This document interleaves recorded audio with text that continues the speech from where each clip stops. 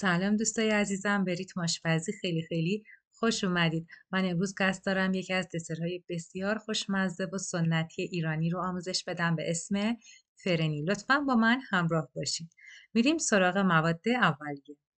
شیر 4 لیوان، آرد برنج 4 قاشق غذاخوری و شکر 4 قاشق غذاخوری، گلاب 3 قاشق غذاخوری، پودر هل 1 تا 2 قاشق چایخوری.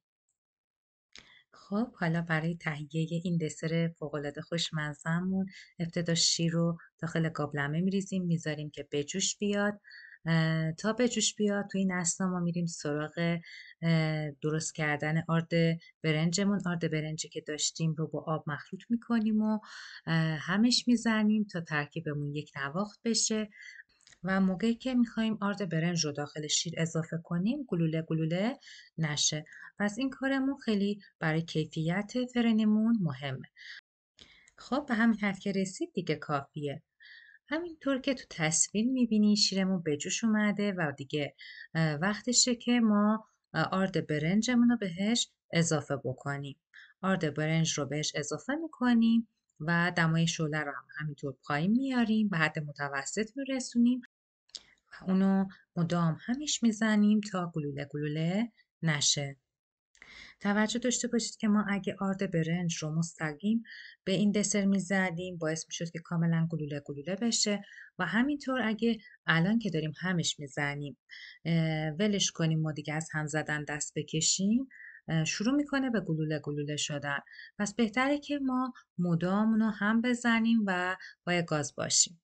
الان ببینید کاملا به اون غلظتی که ما میخوایم رسیده و دیگه وقتشه که موادش رو بهش اضافه بکنیم.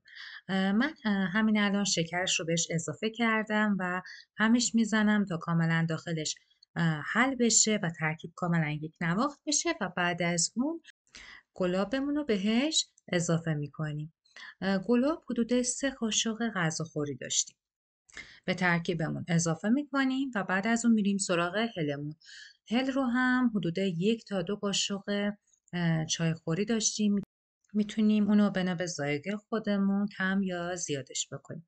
مهم اینه که اونو خوب همش بزنیم تا داخلش کاملا حل بشه.